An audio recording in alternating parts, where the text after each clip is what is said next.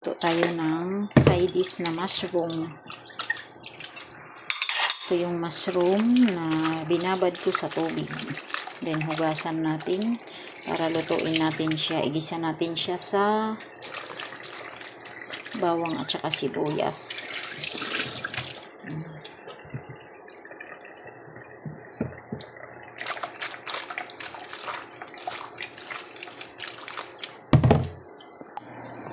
Maglagay tayo ng 2 spoon na soy sauce.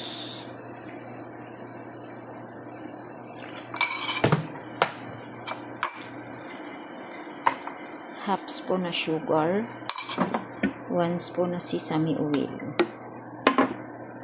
And then, i-mix natin. Mag-add tayo ng black pepper. Kunti. Yan, nagpainit na tayo ng kawali. Lagay tayo ng kunting mantika. Lagay natin ang ating bawang at saka sibuyas. Lagay natin ang ating mushroom.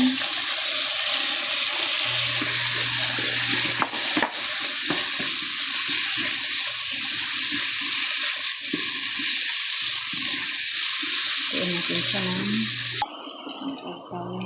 soy sauce 1 spoon.